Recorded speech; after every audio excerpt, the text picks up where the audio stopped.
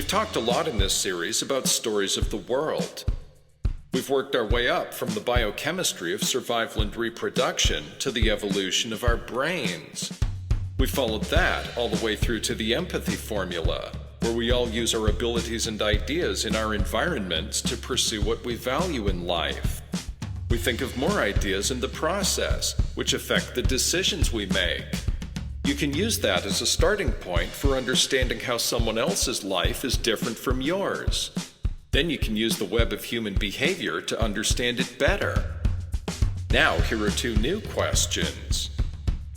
What does that tell us about understanding people's stories of the world?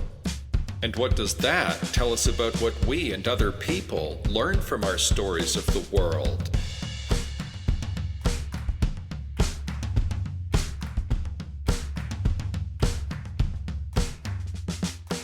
The reason we tell stories of the world today is the same reason people have always told them. Because for us to work together depends on our sharing and understanding of cause and effect. If you and I were working together to grow food on a farm, first we'd need to plan for how to till the soil, when to plant our seeds, maybe how to fertilize and irrigate the soil, and when to harvest the food. We can't work together if we don't even agree on how to do it. Everyone believes in a story of the world, but people aren't always entirely conscious of their stories of the world. Your story of the world is whatever pattern of cause and effect you feel is true, even if you don't know why you feel the way you do about some parts of it. Even if no one told you your story of the world, your story of the world is what you would tell someone else if they asked you to explain the entire world to them. If you're a parent, you've tried to tell that story to your children, or you're somewhere in the process of telling it. If you have parents, they've tried to tell you their story of the world, even though you might not have believed all of it, or even paid attention to all of it.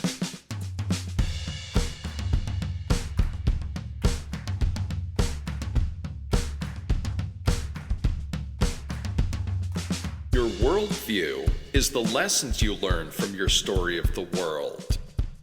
But there's a lot more to that story than the words people use to tell it.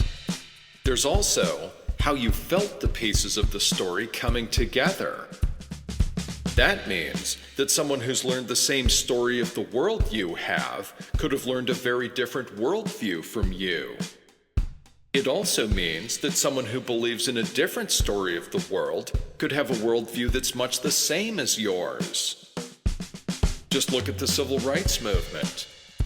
Most of the civil rights protesters and most of the segregationists were Christians. But within the civil rights movement, Christians worked with Muslims, Jews, and people of many other religions and non-religions. A shared story of the world helps to put us on the path to learning compatible worldviews. It gives us a shared vocabulary for talking about our ideas. That helps us talk to each other instead of hating each other and fighting each other over misunderstandings. It also helps us adapt the stories of the world we already believe in to get on the same page as each other. Understanding people's worldviews is more complicated than that. It depends on figuring out how people feel about ideas and how they connect ideas in their minds because of their feelings. Think about your life and think about the life of someone you know well. How have your abilities, environments, and ideas affected what's happened over the course of your lives? And how have those things affected your perspectives on the world?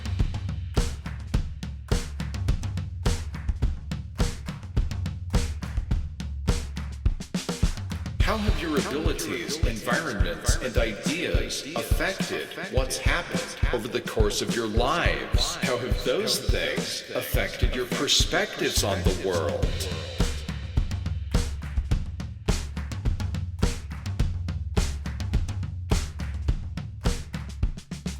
Drawing an outline of your own worldview is pretty easy.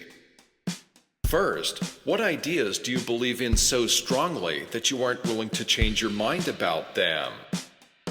What ideas are you fairly certain of but would be willing to change your mind about if you thought of better ideas or heard better ideas? What ideas do you not know much about?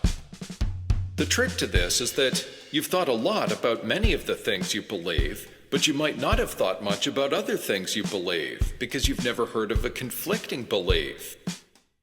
Maybe you like searching online for ideas you don't know much about, and by now you've heard of so many things that nothing surprises you anymore.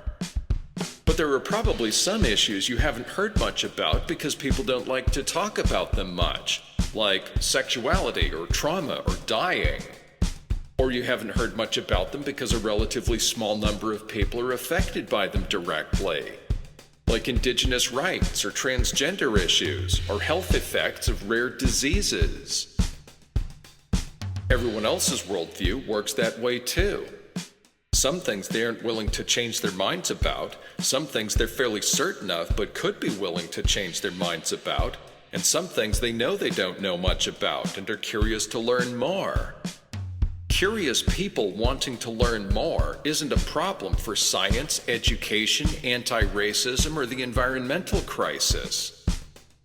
The problem that makes our communities break down when we need them most are strong, incompatible beliefs.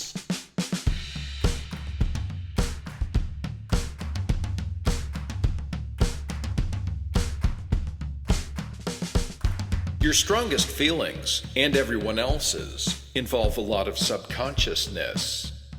So there is no easy, direct way to talk about strong beliefs that makes people feel like changing their minds.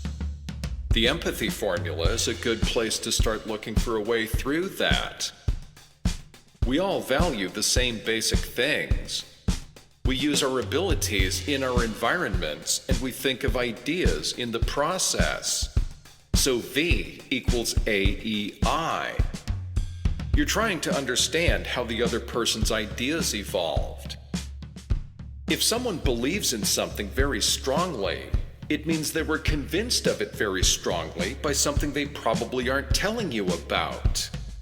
Should you keep arguing about your conflicting ideas that you each strongly believe in? Or should you try talking about the ideas your strong beliefs are based on? When things happen to us, we use our abilities and our ideas in our environments to try to understand what happened and to react to it. If someone has thought of an idea that you haven't thought of, it means at least one of those three things was different. This is what Stanislavski called the magic if. Think about your life. Then think about one thing being different. How many things in your life would that affect? Now think about another thing being different. What would that affect? If you keep adding differences like this one by one, eventually you can work your way around to understanding anyone's point of view.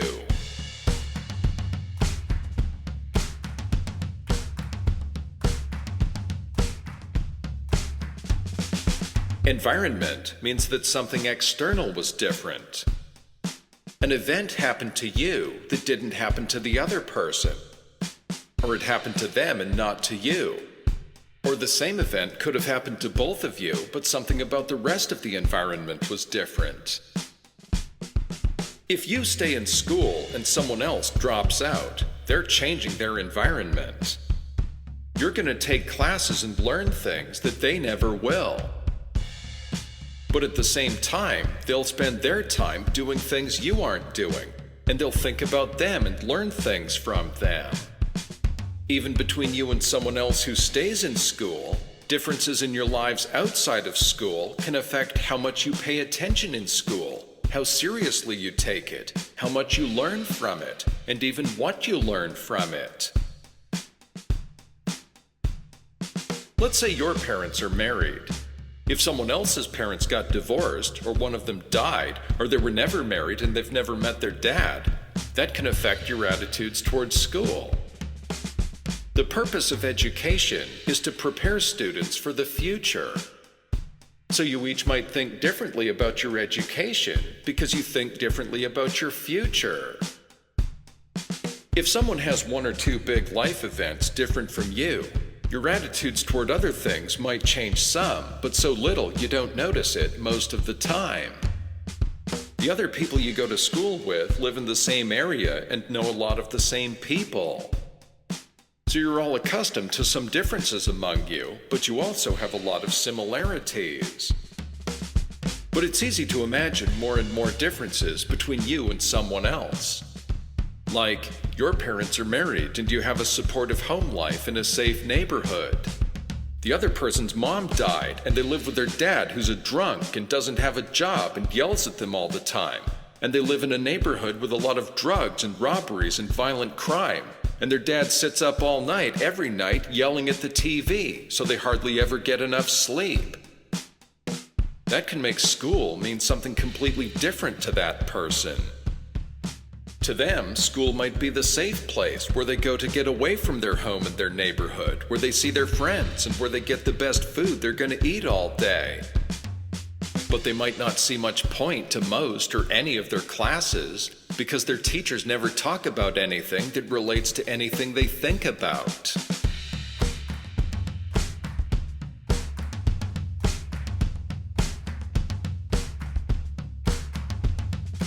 Next is abilities.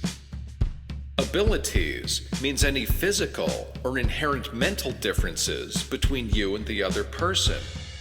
Schools divide classes up into different subjects so students can learn different things, and also so they can discover which subjects interest them the most and which they have the best talents for. A lot of people don't notice this, but the format of school almost always favors students who have the ability to learn from lectures and books while sitting at desks for 6 hours a day. Information that's easy to put into words is the easiest kind to teach because it depends on the fewest materials. Pretty much all you need are books, paper, pencils, desks for the students to sit in, and a classroom to put the desks in. That makes it the most convenient to teach the students who learn best that way. So what do you do with students who learn best by hands-on experience? Teaching that way requires more investment. Each student needs more floor space to learn that way than when they sit at a desk. That means you need bigger classrooms. You also need things for them to put their hands on, so you need to buy more things than books, paper, and pencils. It also takes longer for them to get out their hands-on materials at the beginning of every class and to put them away at the end of every class. So you need longer classes or you get less learning time. Teaching some students the way they learn best takes more investment than teaching others. So there's always a trade-off in education. If you invest in the most cost-effective teaching, you focus on teaching fewer things to a smaller group of students. If you spread the money out to teach more skills to more students, you focus less on teaching the smaller skill set to the smaller group of students. If two people go to the same school, take the same classes, live in the same neighborhood, and both have supportive families, they can still end up with very different ideas about what school is for, if it accommodates the learning abilities of one better than it does the other. If you learn best from books and lectures, and that's how all your classes are, you can learn a lot from your classes and feel very interested in them. If someone else learns by hands-on experience and there aren't any classes like that, they can feel that school is mostly boring and not learn as much as you do.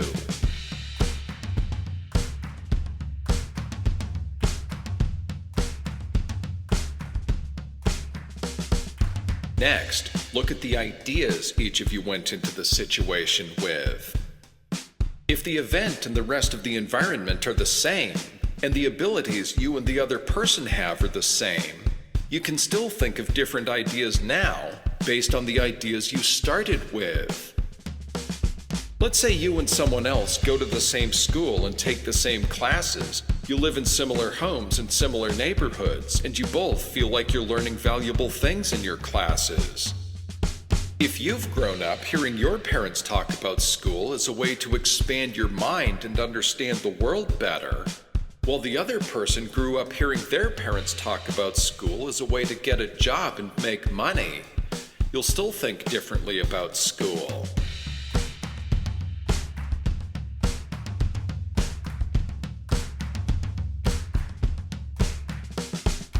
How have your abilities, environments, and ideas affected what's happened over the course of your lives? How have those things affected your perspectives on the world?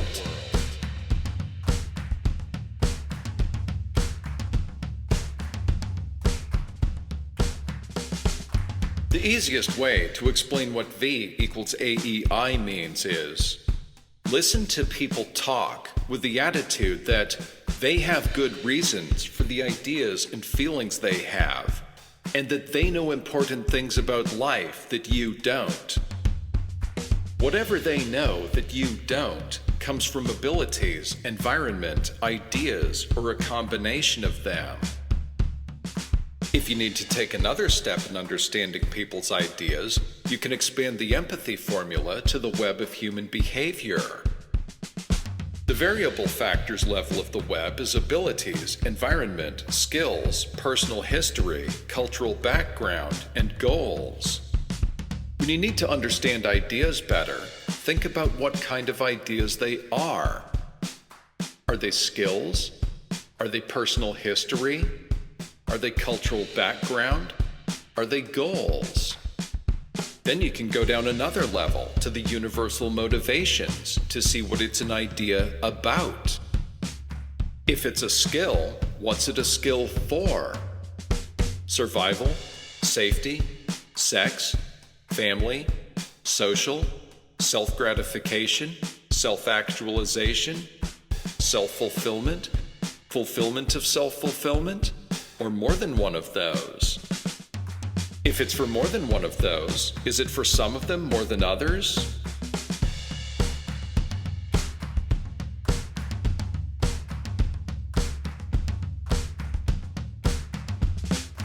Your worldview is whatever you feel to be true. It's the result of everything that makes you feel that ideas are true coming together, whether your ideas are true or not.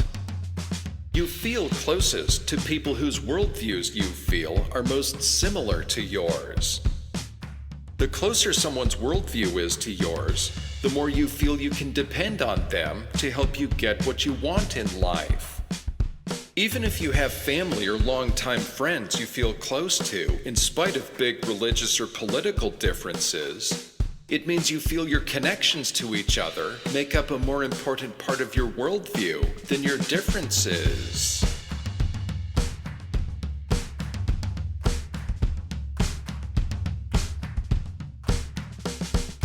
I've been talking here about how differences in talents and life outside of school makes the same education system work differently for different people.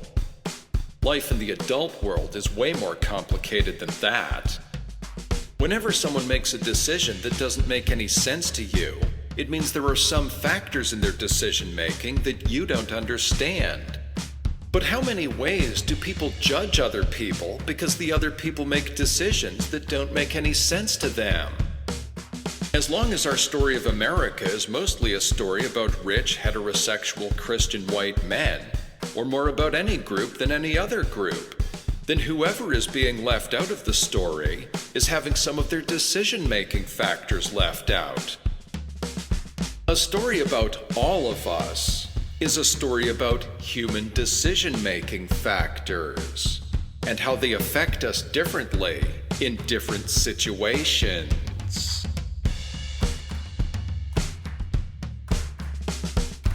How have your abilities, environments, and ideas affected what's happened over the course of your lives? How have those things affected your perspectives on the world? Listen to people talk with the attitude that they have good reasons for the ideas and feelings they have, and that they know important things about life that you don't. A story about all of us is a story about human decision-making factors and how they affect us differently in different situations.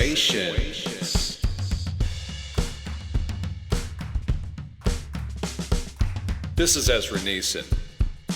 You've been listening to Our Lives Matter, a blueprint for an education system for the 21st century, track 29. Visit my website at STEAMAPE.org. Science, technology, engineering, art, mathematics, activism, philosophy, and education, to hear new tracks every week. Thanks for listening.